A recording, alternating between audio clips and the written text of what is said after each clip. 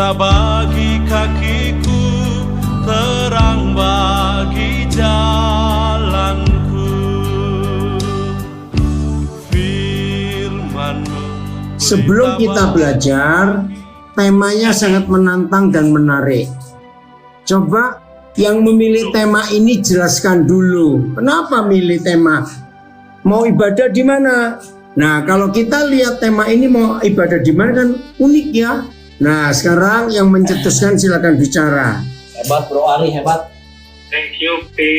Jadi ini muncul ketika setiap kali hari di Minggu kita selalu ditanya sama teman-teman, kamu mau ibadah di mana?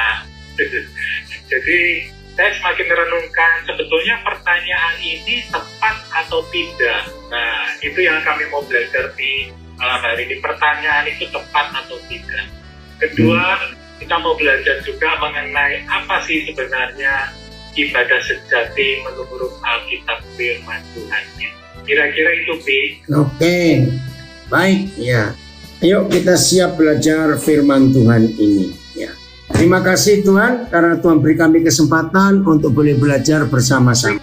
Nah, saudara, perkataan atau pernyataan mau ibadah di mana? Istilah lain yang kita sering dengar, kamu mau ke gereja mana? Nah, sebetulnya sama dua istilah itu. Mau ibadah di mana dan mau ke gereja mana. Ternyata kalimat ini salah besar. Saya ulangi ya, kalimat ini salah besar. Nah, salahnya di mana? Nah, ternyata salahnya adalah semua kita pasti tahu yang disebut gereja itu apa? Yang disebut gereja itu siapa? Semua tahu bukan? Nah, gereja itu kan kita. Tidak tahukah kamu bahwa tubuhmu itu rumah Tuhan, bait Roh Kudus. Nah, kalau kita adalah gereja, lalu kita saling bertanya, mau ke gereja mana? Dalam kata lain, gereja mau ke gereja mana? Nah, kan lucu bukan? Nah, dalam kata lain juga, gereja di mana? Nah, padahal gereja itu adalah kita. Nah, maka itu dalam hidup ini, kita harus merubah konsep ini.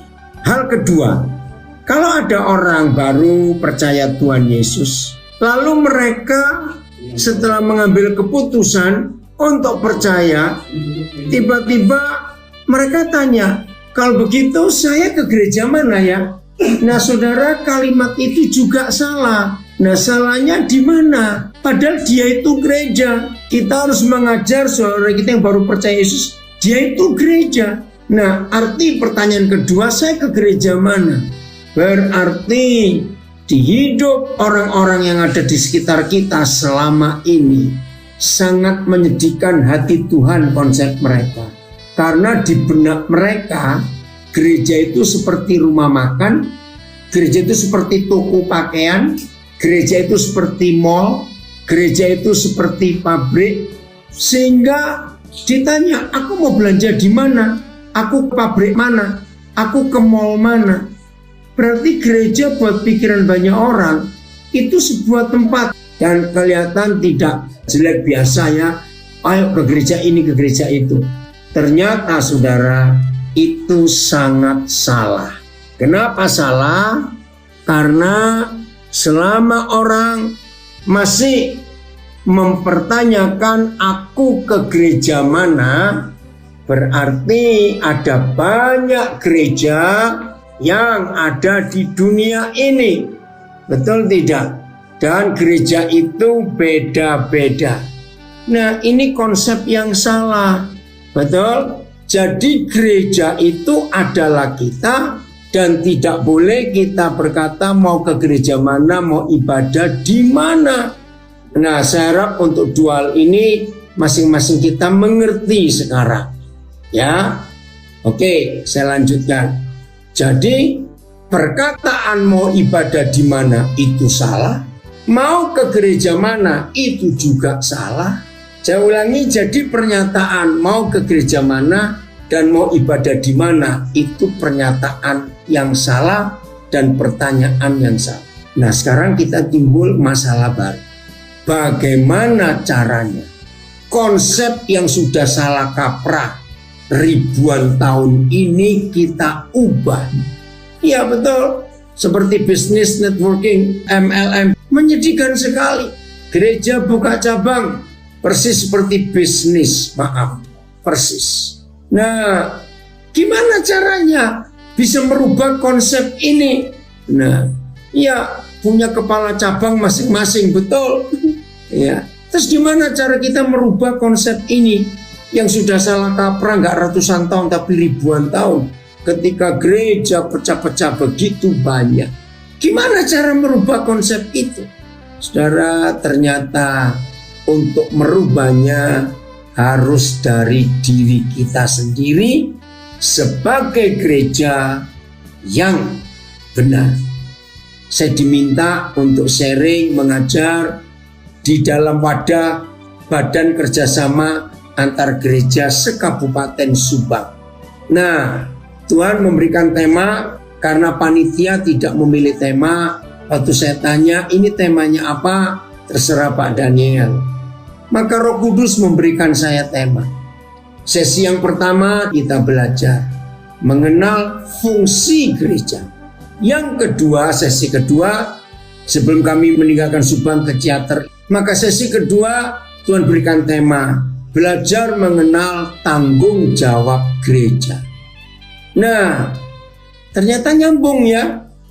Nah, saudara, selama kita belum menyadari atau belum mengerti fungsi gereja yang sesungguhnya dan tanggung jawab gereja, maka sampai kapanpun juga pernyataan dan pertanyaan mau ibadah di mana dan aku ke gereja mana, maka gereja mengalami degradasi, penurunan mutu dan nilai. Jadi gereja itu mengalami degradasi, kemerosotan mutu dan nilai. Merosot dari mana? Ini mengerikan sekali kalau kita mau mempelajari fakta ini, saudara. Nah, mari kita mulai. Kejadian 12, ya, itulah kata eklesia yang pertama kali muncul di Alkitab. Kejadian 12. Mari kita buka mulai ayat yang pertama. Kejadian pasal 12. Mulai ayat yang pertama. Kejadian 12 mulai ayat pertama. Saya percaya semua kita sebagai murid-murid Yesus dan orang-orang Kristen nggak asing dengan kata eklesia, bukan? Nggak asing. Nah, eklesia itu pertama kali dinyatakan di Kejadian 12. Kata eklesia yang jadi kata gereja. Kata gereja diambil dari bahasa Portugis. Yang belum tahu harus tahu hari ini. Kata gereja diambil dari bahasa Portugis. Kalau saya salah pronunciasinya, maafkan saya. Dalam bahasa Portugis, iglesia. Nah, kenapa bahasa Portugis mewarnai kosakata gereja di Indonesia? Karena bangsa asing pertama yang masuk wilayah Nusantara dan menjajah dalam tanda kutip adalah Portugis. Jauh sebelum Inggris, jauh sebelum Belanda. Nah, ini sekedar pengetahuan saja. Ada kira-kira hampir 1000 kosakata bahasa Portugis yang masih terpakai sampai hari ini. Mantega. Kita pakai kata mentega, bahasa Portugisnya mantega. Ya, bendera, sepatu, bola, ananas, goropa, baraun, ya. Oh, banyak lagi. Itu bahasa Portugis. Apalagi ya? Enggak, jendela.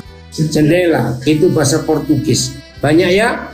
Nah, maka itu orang Indonesia menyebut kata gereja dari kata iglesia. Itu dari Portugis.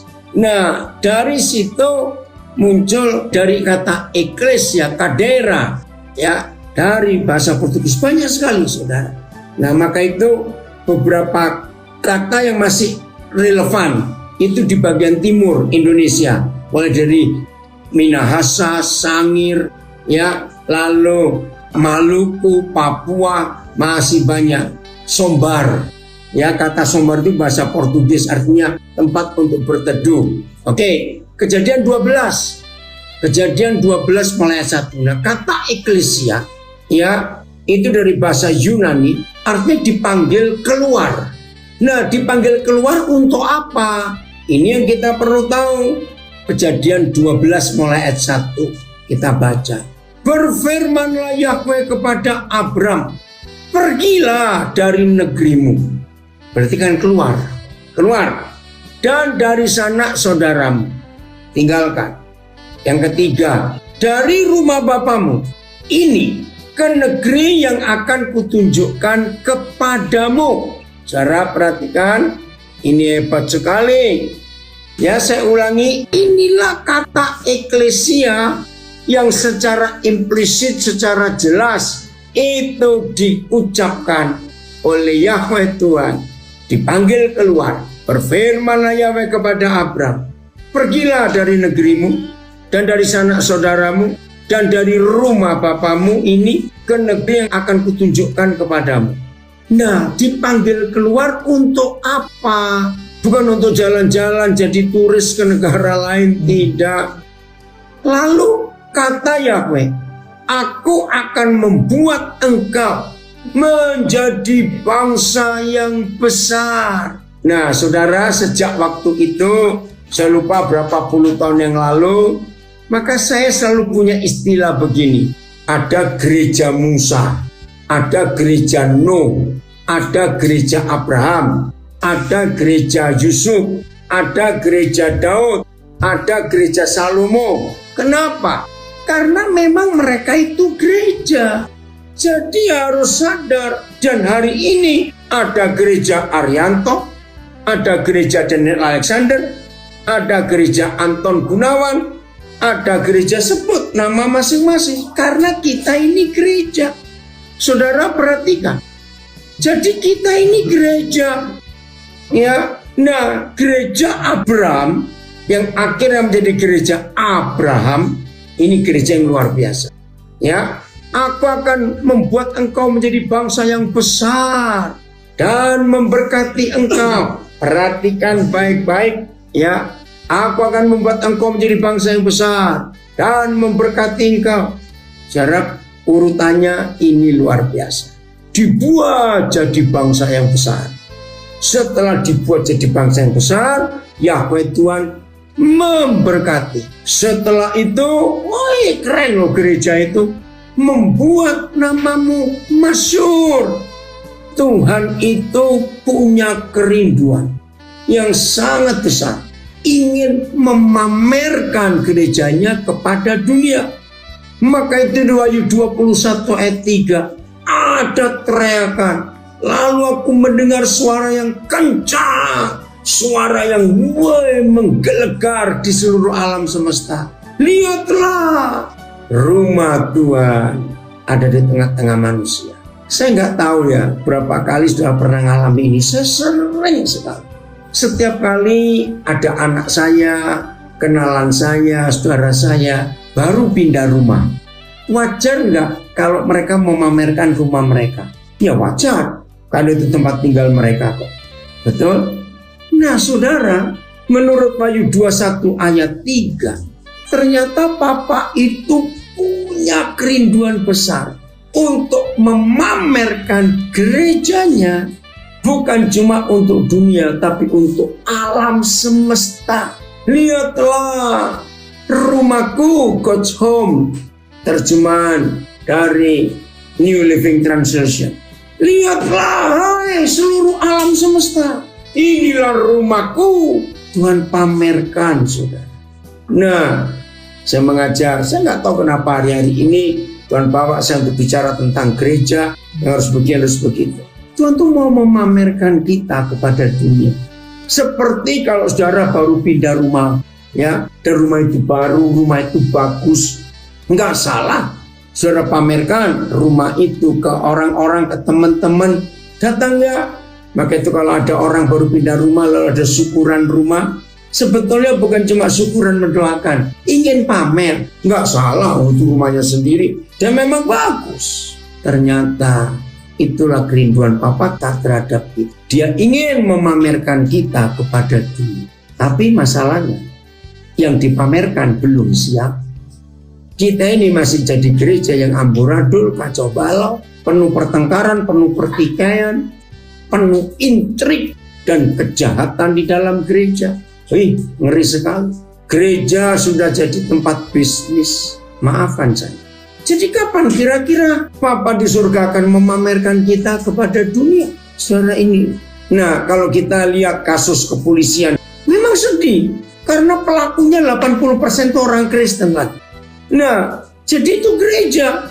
Mau dipamerkan bagaimana? Kita bobrok, kita rusak begini. Nah, bayangkan kalau sampai gereja masih kacau balau, masih rusak, masih amburadul. Terus ada orang tanya, ibadah di mana? Rusak semua tempatnya, maaf. Maka gereja mana? Mana yang bisa dipilih dalam kehancuran ini? Maka itu tema hari ini luar biasa. Ayo saudara, kita menjadi gereja yang benar. Amin. Menjadi gereja yang luar biasa, yang bisa menyenangkan hati Tuhan. Nah, masih ayat 2. Kenapa kalimat terakhir saya belum baca? Karena ini kuncinya. Ya, Kejadian 12 ayat 2 kalimat terakhir. Coba lihat. Karena Kejadian 12 ayat 2 kalimat terakhirnya. Dipanggil keluar, dibuat besar, dibuat masyhur namanya, dibuat terkenal, dan engkau akan menjadi berkat. Luar biasa. Jadi gereja itu bukan cuma untuk dikunjungi. Maaf saya pakai kalimat ini. Gereja bukan cuma sekedar tempat untuk dikunjungi. Gereja bukan sekedar tempat hanya untuk ada rame-rame nyanyi-nyanyi pakai musik dan sebagainya. Ada LED lampu yang wah itu, yang harganya ratusan juta. Bukan. Bicara pertemuan hamba-hamba Tuhan se-Kabupaten Subang dari Badan Kerjasama Antar Gereja. Nah, lalu saya bahas salah satu kalimatnya. Dan itu membuat seorang hamba Tuhan betul-betul terpukul dengan kalimat yang saya sampaikan itu. Apa itu? Gereja yang sekarang, maaf ya, mulai kemasukan roh duniawi. Tidak sedikit pengkhotbah pendeta-pendeta, hamba-hamba Tuhan sekarang, saya kira-kira hitung 10 tahun terakhir ini, ternyata khotbahnya hanya motivasi. Nyuplik satu ayat lalu cerita, bukan tentang kebenaran, tapi tentang cara hidup sukses, cara hidup menang. Maaf ya saudara, maaf. Dengan sosial media yang ada, YouTube, TikTok, IG apalagi, saudara, ternyata nggak sedikit generasi kami, pendeta-pendeta, hamba-hamba Tuhan sekarang, hanya ngejar konten, cari pengikut, lalu pendek-pendek, itu mengerikan sekali. Dan itu laku keras. Maka itu saya setuju dengan penegasan Dr. Stephen Toh. Ketika mimbar gereja tidak menyampaikan berita salib, pertobatan, dan hidup kudus, maka gereja sedang menuju kehancuran. Rekan-rekan saya harus ngomong, hati-hati dengan khotbah motivasi. Memang menyenangkan bagi yang mendengar, karena itu indah, karena itu enak. Tapi mana kebenaran kalau kita hanya jadi motivator? Apa? Contoh, kita ini gereja menjadi pusat motivasi. Kalau khotbahnya tidak pakai firman Alkitab, isinya cuma keberhasilan, kesaksian, kesuksesan, mana pertobatan, hidup kudus, hidup benar. Khotbahnya cuma jadi kaya. Salah seorang sahabat saya namanya Agus Ibrahim, memang dia paling tajam kalau nulis di Facebook. Saya baru tahu arti kata flexing, baru tadi ini. Nah, ternyata flexing itu dimulai dari saudara kita orang kulit hitam yang ingin memamerkan apa yang dia dapat dari jeripayanya. Pakaian bermerek, jam tangan, sepatu bermerek, flexing. Wah, itu ternyata mengerikan sekali. Ya, saya baca ya. Akhir-akhir ini sering berseliweran kata flexing di medsos. Apa sih arti flexing? Menurut kamus Merriam-Webster, flexing adalah memamerkan sesuatu secara mencolok. Contohnya, seorang selebritis atau influencer. Nah, awas ya, jangan sampai ada pendeta jadi influencer. Maaf, pengaruhnya bukan karena kebenaran, ya. Yang memamerkan secara mencolok produk high-end macam Hermes atau jam Rolex di media sosialnya. Asal mula munculnya arti kata flexing adalah bahasa gaul dari kalangan ras kulit hitam untuk menunjukkan keberanian atau pamer sejak tahun 90-an. Fenomena flexing yakni pamer barang mewah atau hal lain yang dianggap keren, high class, sesungguhnya hanya untuk show off dirinya, memiliki kelebihan dibandingkan orang lain. Dalam psikologi klinis, perilaku flexing alias pamer harta sebenarnya berkaitan dengan rasa tidak aman, insecure, yang dirasakan seseorang ketika bersosialisasi dengan orang lain. Rasa tidak aman itu umumnya bersumber dari rasa rendah diri, garis miring minder, inferiority complex, ya. Sehingga untuk menutupi rasa mindernya, seseorang akan tampil top abis, semewah mungkin agar dihargai dan dihormati oleh orang lain. Selain itu, perilaku flexing umumnya juga digunakan sebagai strategi marketing dengan goal tertentu, biasanya berkonotasi negatif, untuk mengecoh banyak orang agar percaya pada dirinya. Disebut nama Indra Kents, Doni Salamanan, dan Crazy Rich. Dadakan lainnya pamer harta, bahkan kalau perlu buang-buang harta di depan publik, tujuannya untuk menggiring orang-orang yang silau dengan kekayaan agar masuk perangkapnya. Ngeri. Setelah mereka terpana, dengan begitu mudahnya para Crazy Rich meraup harta tanpa disadari, duit mereka pun akan disedot habis. Bagaimana dengan para pendeta hedon? Hedon dari bahasa Yunani artinya mewah, keduniawian, yang hobi flexing, yang sering pamer pesiar ke Eropa, Amerika di IG-nya, sambil pamer barang-barang branded di sekujur tubuhnya. Sami wawon bro, katanya. Mereka sama saja dengan Ika tadi, Indra Kents, dan DS tadi, Doni. Dengan pamer naik Lamborghini, Rolls Royce, atau khotbah pakai arloji berlian Patek Philippe seharga 1M. Sesungguhnya mereka bertujuan menarik minat orang-orang Kristen yang ingin kaya instan agar menjadi jemaatnya. Setelah jadi jemaatnya, dikeluarkan 1001 macam jurus tipu-tipu memelintir ayat Alkitab untuk menguras habis duit jemaatnya. Setelah jadi jemaatnya, semakin banyak jemaat yang setor duit ke dirinya, semakin banyak juga barang branded baru yang kudu dibelinya untuk dipamerkan agar semakin merangsang jemaat yang ingin kaya, berlomba setor duit ke dirinya. Bila Eka dan DS memperdaya banyak orang dengan binary option tipu-tipu, para pendeta hedon tanpa malu mencatut nama Tuhan untuk memperdaya jemaatnya. Mereka menjual iman palsu, pengharapan palsu, dan Yesus yang lain. Strategi flexing memang pas banget untuk memperdaya orang-orang yang ingin kaya secara instan. Lalu Agus Ibrahim menulis, camkan itu mas bro. Makasih. Nah saudara, maka itu kita harus melihat, lalu gereja ini mau jadi apa? Mau dibawa kemana? Ngeri sekali. Oke, ada yang tanya. Jika boleh tanya Pak, apa rahasianya sewaktu Petrus khotbah bertobat 3.000 jiwa?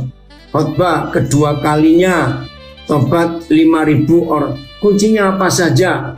Ya, jawabannya jangan menilai dengan angka pertobat. Tuhan tidak minta Petrus untuk khotbah hasilnya ribuan, tidak. Jawabannya adalah buat semua orang yang mengikuti kita, mereka makin hari makin serupa Kristus dan akhirnya menjadi sama seperti Yesus. Itu tujuannya, bukan jadi kaya secara materi. Ada komen dari Nabiri, benar sekali firman-Nya ini. Kebanyakan hamba Tuhan menyampaikan firman-Nya bersandiwara dan menghipnotis jemaat, padahal menyampaikan di luar firman. Wih, ngeri sekali. Betul. Sekarang hamba Tuhan, mari kita lihat. Jelas-jelas firman Tuhan membawa kita untuk menjadi serupa Yesus. Nah, terus ayat 3 Kejadian 12 belum selesai. Wih, janjinya luar biasa. Kejadian 12 ayat 3. Betul, dari Kapuas menjadi serupa Yesus, itulah goal gereja. Amin. Kejadian 12 ayat 3. Oke, dari Siantar ada yang baca. Aku akan memberkati orang-orang yang memberkati engkau dan mengutuk orang-orang yang mengutuki engkau, dan olehmu semua kaum di muka bumi akan mendapat berkat. Nah saudara, maaf, pendeta-pendeta Edon menggunakan ayat ini untuk mengancam. Wih, ngeri sekali. Padahal bukan untuk mengancam, tapi untuk mengingatkan. Nah, ketika gereja sibuk dengan kesuksesan materi, maka ayat 3 Kejadian 12 ini ayat yang paling gampang untuk nakut-nakutin jemaat. Awas ya, kami ini hamba Tuhan, gak boleh dikutuki. Nanti kamu begini kena kutuk. Ngeri sekali. Nah, jangan sibuk dengan kata mengutuki, tapi sibuklah dengan kalimat terakhir ayat 3 Kejadian 12 ini. Dan olehmu gereja Abraham, olehmu gereja Arianto, olehmu gereja, siapa lagi yang nyebut diri masing-masing, semua kaum di muka bumi akan mendapat berkat. Ini tujuannya. Jadi bukan mau ibadah di mana, ke gereja mana, bukan. Tapi oleh kita sebagai gereja yang Tuhan lahirkan dan Tuhan pilih dan kita ditetapkan untuk kita menjadi berkat, supaya orang-orang lain yang ketemu kita diberkati. Saya cuma cerita ya, jangan cara mikir macam-macam. Ada orang mengenalkan dirinya kepada saya. Nah ini yang aneh. Saya dengar dia menyebut nama Jimmy.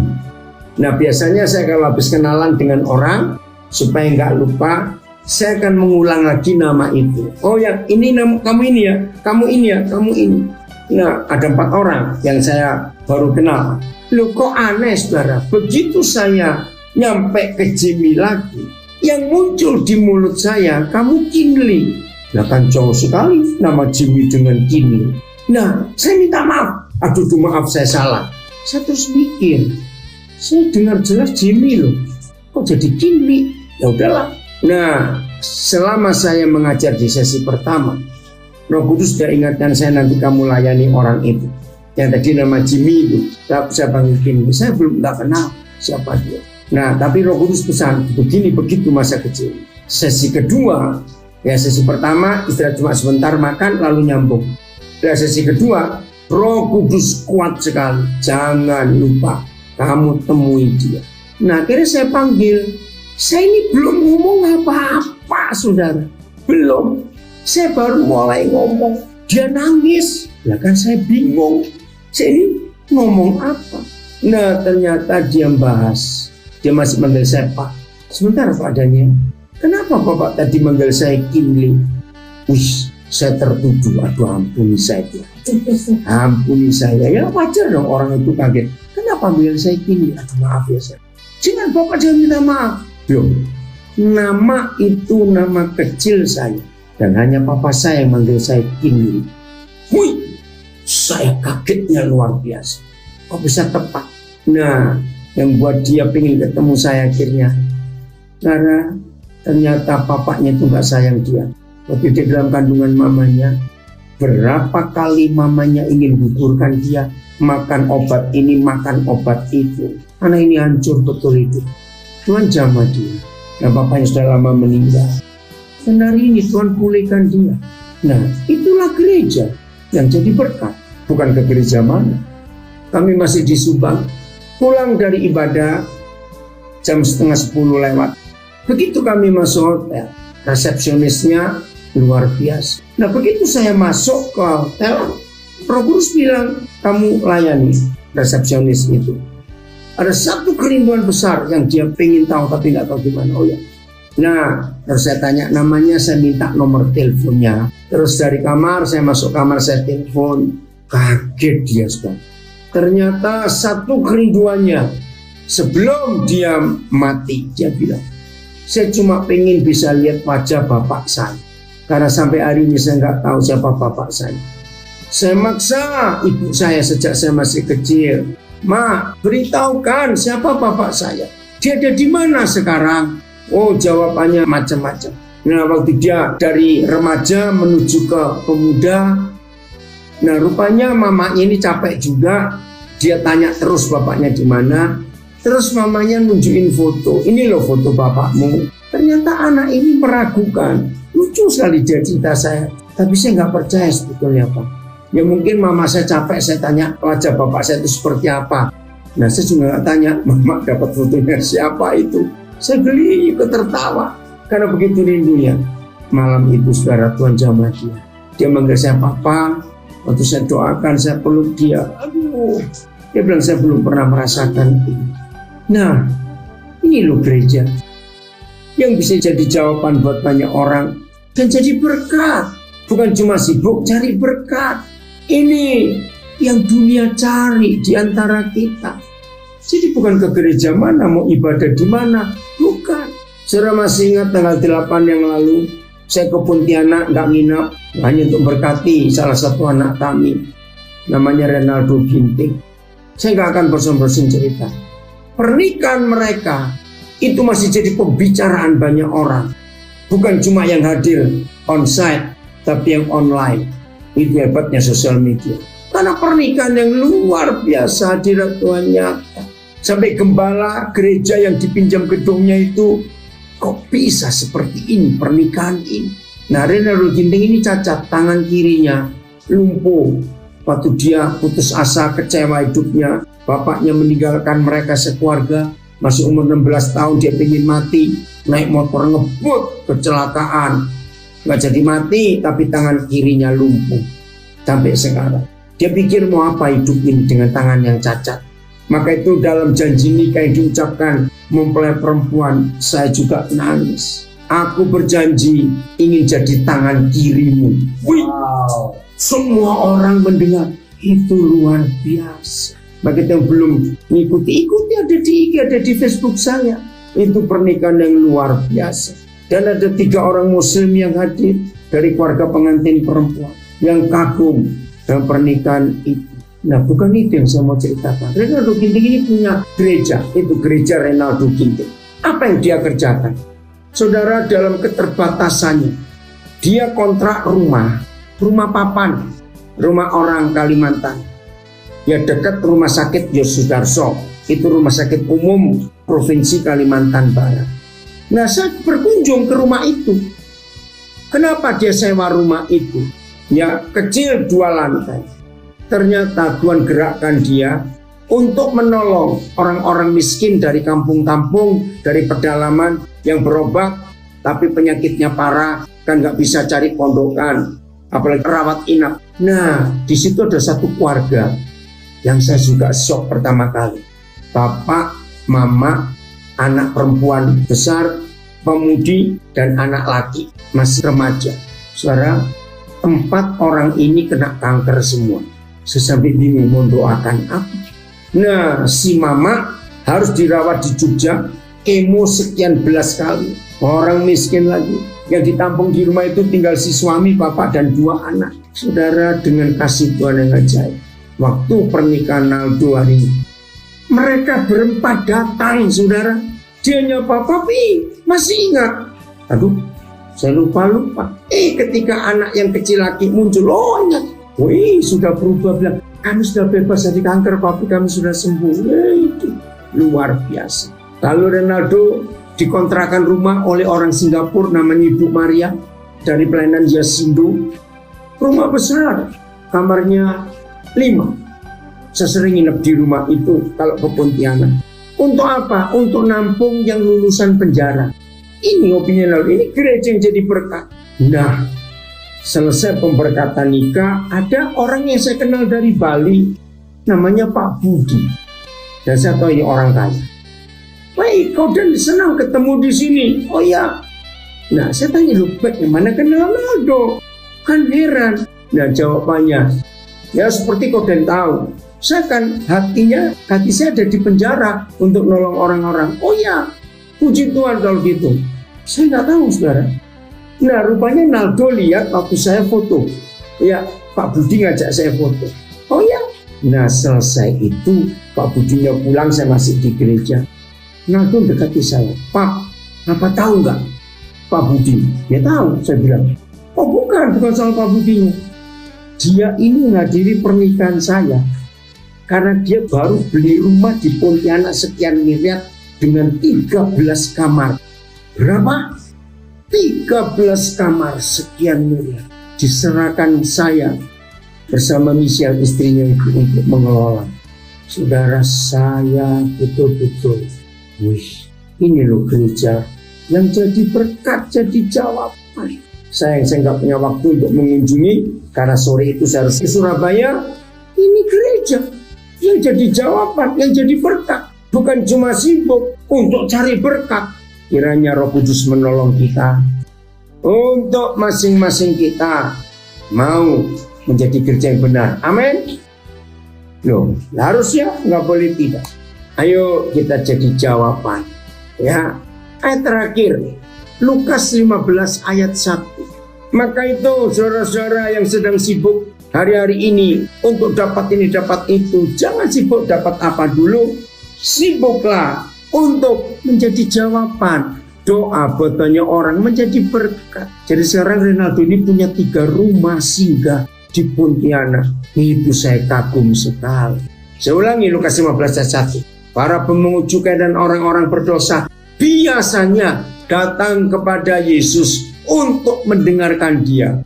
Nah, maka bersungut-sungutlah orang-orang Farisi ahli Taurat katanya, dia menerima orang-orang berdosa dan makan bersama-sama dengan mereka. Ini hati Yesus, ini gereja Yesus. Selalu menerima orang berdosa, selalu menerima orang-orang yang tertolak. Maka itu Lukas 15 ayat 1 selalu saya jadikan patokan. Kalau dalam seminggu di hidup saya tidak ada satupun orang berdosa yang datang cari Yesus lewat hidup saya, maka akhir minggu itu saya akan menghukum diri saya sendiri. Daniel, kamu orang munafik, orang Farisi, imam-imam ahli Taurat akhir zaman. Karena seminggu ini gak ada orang yang datang kepadaku lewat kamu untuk mencari aku. Itu prinsip saya dengan Lukas 15 ayat 1. Maka itu bersyukur tanggal 10 Tuhan berikan saya Alvin, tanggal 11 Tuhan berikan saya Yusuf, tanggal 12 Tuhan berikan saya Kinley. Saya selalu terbuka, kapan saja Tuhan mau pakai silakan, karena saya gereja untuk menjadi jawaban buat banyak orang. Inilah kerinduan Tuhan yang belum tercapai karena kita sibuk dan egois. Betul. Ini ada komen dari Surabaya. Tuhan panggil kita keluar untuk menjadi gereja yang besar, masyhur.